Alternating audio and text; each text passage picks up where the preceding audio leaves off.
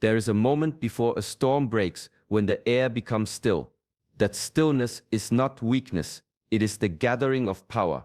In life, the storms will come: anger, temptation, chaos, noise, and most people meet them already unbalanced.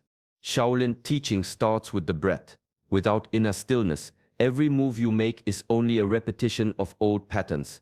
You may think you are deciding freely, but the truth is, you are reacting to the past. Control does not begin with the mouth or the wallet. It begins here in the pause, with the breath sinking deep into the body, with the feet planted firmly on the earth. Today, I will guide you through 4 gates of self-mastery: the mouth, the mood, the money, and the mind. Each one is a fortress that, once guarded, changes the way you walk in the world. Most people protect the wrong gates. They defend their image, their pride, their possessions, while leaving the true entrances to their life unguarded. There are lessons here that are rarely spoken outside temple walls. How silence can cut sharper than words. How stillness can disarm anger before it burns through your chest. How money flows like water, and why holding it too tightly makes it slip away faster. How the mind can be trained until no distraction can steal its focus. By the time this journey ends, you will not only understand these principles, you will carry tools that can be used the moment the storm arrives. You have stepped into Shaolin Soulfire, where discipline meets spirit and wisdom becomes strength. If you are ready to walk this path, breathe deeply, listen closely, and subscribe to join this training. The lesson begins now. A single word can be light or poison. Once it leaves your mouth, it cannot be called back. In the temple, I was taught that every word is a seed. Some grow into trees that give shelter for generations. Others sprout thorns that wound all who pass. When I was young, I spoke quickly, eager to fill silence. My master would often stop me mid-sentence. He would point to the garden and say, "If you do not know what you plant, do not scatter the seeds." It took me years to understand that he was not speaking only of the soil. A Shaolin monk speaks only when it serves a purpose. We choose clarity over noise. Words are measured not by how clever they sound, but by their weight, their necessity, and their effect. This discipline is not cold or emotionless. It is a way of honoring the power hidden inside each sound. Gossip is one of the most dangerous weeds in the garden of the mind. It grows quickly, feeding on restlessness and pride, until it chokes out truth. To avoid gossip is to protect not only your own energy but the purity of the space you share with others. Before you speak, ask, will these words heal or harm? Will they bring light to the room or shadows? Even truth, when delivered without compassion, can become a blade that cuts too deeply. When you learn to guard your tongue, something changes inside you. Your mind becomes sharper, your presence steadier. People begin to trust your silence as much as your speech. And in time, your words, few as they may be, carry the weight of mountains. In the old training halls, silence was not emptiness. It was a tool as sharp as any blade. Hours could pass without a single word spoken, yet the air was alive with awareness.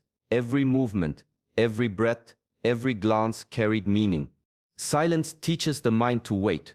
Most people rush to respond, afraid that the gap between words will make them seem weak or unsure. But in truth, that gap is where wisdom lives. When you hold your tongue, you begin to notice the tone beneath someone's words, the hesitation in their breath, the truth they are not yet ready to speak.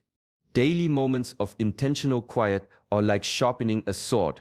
You strip away the rust of constant chatter, the dullness that comes from speaking without thinking. You start to observe before you act, to see the situation from more than one angle. The ancients knew that silence was not the absence of communication, but the highest form of it. A leader who speaks little is often the one whose words carry the most weight. A friend who listens deeply can sometimes heal without saying a single thing. This discipline is not easy. The urge to react is strong. The ego wants to defend, to impress, to prove. But with practice, you learn to let those impulses pass like clouds over a still mountain. And when you finally choose to speak, your words emerge with a clarity and force that cannot be faked.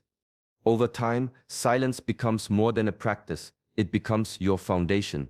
It gives your speech precision, your actions intention, and your presence a quiet authority that others feel without knowing why.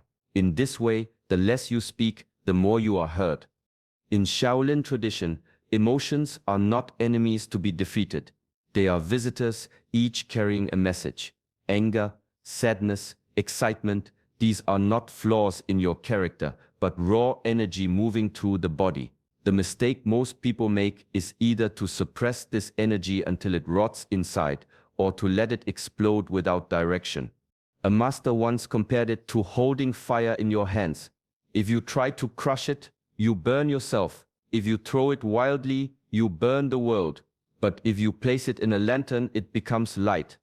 Anger, when guided, can become focus, a sharp, steady force that cuts through distraction. Sadness, when met with stillness, becomes reflection, a mirror that shows what truly matters. Excitement, when grounded in discipline, becomes a long, steady flame instead of a short spark. The tools for this transformation are simple, but they require commitment. Breath work is the first. By slowing and deepening the breath, you slow the racing of the mind and give space for choice. Posture is the second. Stand tall, shoulders open, feet rooted. The body's shape can either trap emotion or let it flow. Self-awareness is the third. Without seeing the emotion clearly, you cannot shape it into something useful.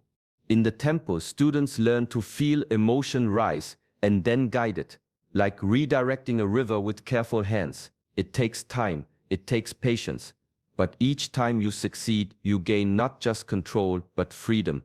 In this way, emotions stop being storms that shake you. They become winds that fill your sails, carrying you exactly where you choose to go. In the heat of battle, the untrained mind swings like a door in the wind, blown open by victory, slammed shut by defeat. The trained mind stays still. This is the essence of neutrality in Shaolin thought. It is not coldness or indifference. It is the quiet readiness of one who is unshaken even when the world shakes. Neutrality is a warrior standing in the center of the storm, feet planted, breath steady, eyes clear. From this place, decisions are made without the distortion of excitement or fear. Extreme highs can blind you as easily as deep lows. Both pull you away from the center where true clarity lives. There is an old teaching. When the water is still, it reflects the moon. When it is stirred, it reflects nothing. The mind is the same. In chaos, most people react from impulse and their actions scatter like arrows shot in the dark. But the neutral mind waits, watches, and releases a single arrow that strikes the center. This readiness comes from discipline. Daily practice conditions the body and mind to return to balance quickly. Breath becomes the anchor, posture becomes the frame, awareness becomes the shield. Neutrality also protects you from being manipulated by the emotions of others. Praise will not inflate you and insult will not weaken you. In both cases, you remain in control of your response. It is not an easy state to hold. The pull of emotion is strong, but with training, neutrality becomes your natural stance, alert, steady, and fully alive. In this way, even in chaos, you move with precision, and those watching may call it luck, not realizing it is mastery. In Shaolin philosophy, wealth is not measured only in coins or possessions. It is a form of energy flowing through your life like water through a stream. The way you handle it reveals much about your inner state. A restless mind spends without thought, chasing the next momentary comfort. A fearful mind hoards, holding so tightly that the flow dries up. There is a story of a wandering monk who carried only a single bowl. When offered food, he accepted enough to satisfy his hunger, never more. When given coins, he used them for shelter or travel, never letting them weigh him down. His wealth was in his balance, never in lack, never in excess. Spending with awareness means asking yourself why you are parting with your resources. Is it to serve a true need, to support your purpose, or to satisfy an impulse? Saving is not about clinging to every coin, but about creating space for future actions without fear. Giving too is part of the balance. When offered wisely, it strengthens the flow of energy in your life and in the lives of others. Greed and waste are two extremes that weaken this flow. Greed binds you to possessions, making you their servant. Waste treats resources carelessly, as if they have no value. Both come from the same root: disconnection from purpose. When wealth is treated as energy, it becomes a tool for growth rather than a chain. You learn to direct it where it will create the most harmony, both within and around you. And like any form of energy, the more skillfully you guide it, the more it will return to you quietly, steadily, without the need to chase. There is a stillness that comes when you stop reaching for the next thing. In that stillness, the mind softens and the endless hunger begins to fade. Contentment is not the absence of desire. It is the quiet knowing that you already stand on enough.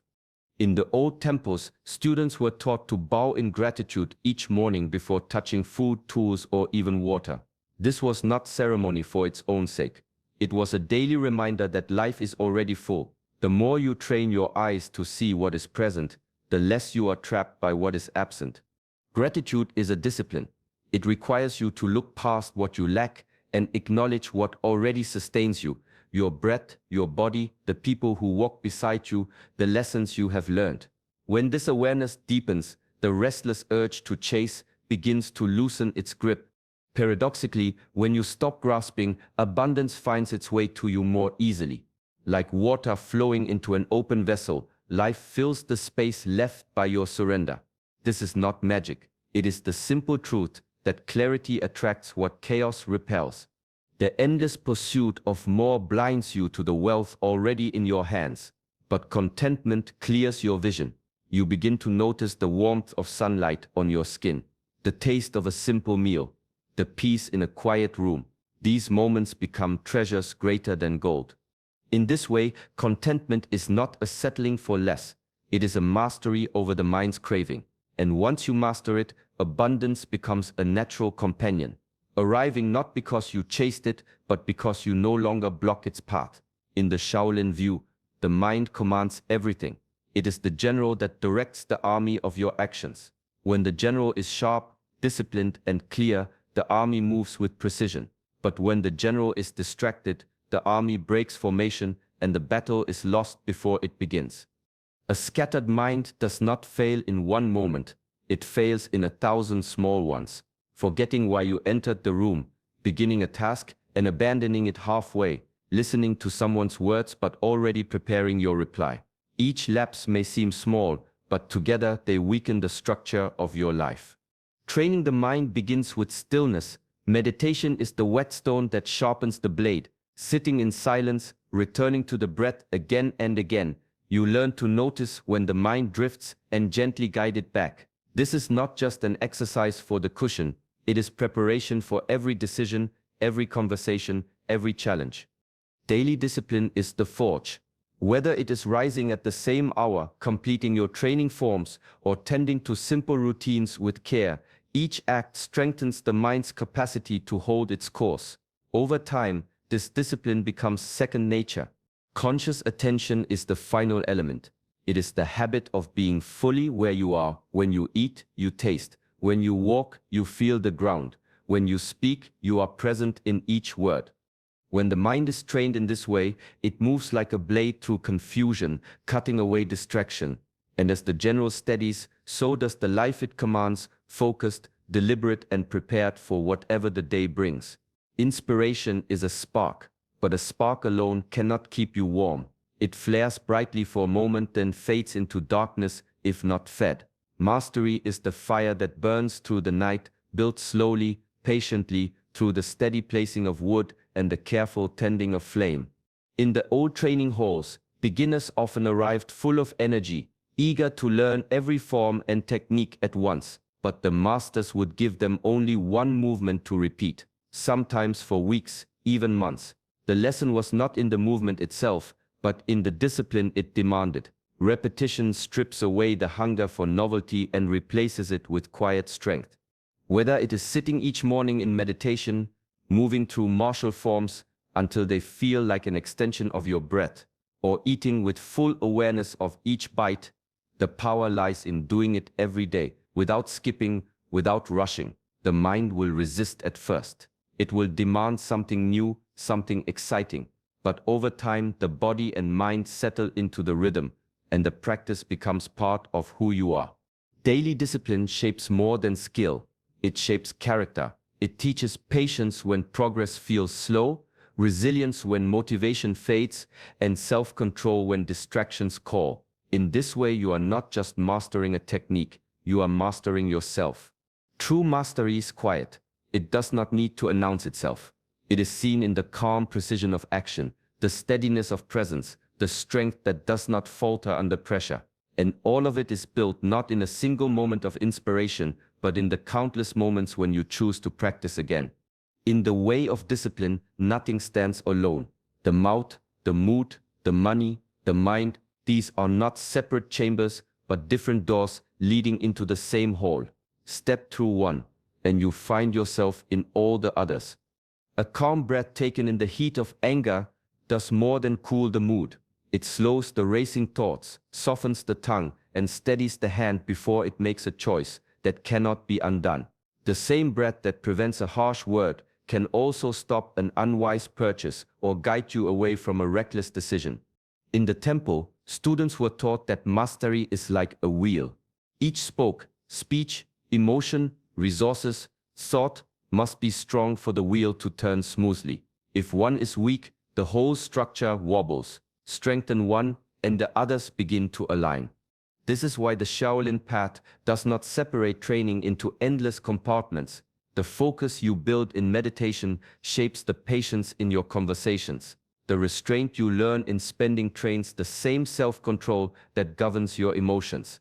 The clarity you keep in your thoughts shows in the way you speak and act. When you see life this way, progress becomes simpler. You no longer feel the need to master 100 different skills in isolation. You return to the basics, breath, awareness, presence, and let them ripple through every part of your being. Over time, the connections reveal themselves. You notice how the discipline of one moment protects you in another. You realize that every act of control is not just about that single act, it is about the whole pattern of your life. And in this pattern, harmony replaces struggle, because all parts of you are moving in the same direction. The world will always test you. There will be noise, temptation, and moments where your balance feels like it's slipping. But each breath is a chance to return to center. Each choice is an opportunity to walk with more clarity, more strength, and more peace. Guard your words so they heal more than they harm. Steady your emotions so they serve you instead of ruling you.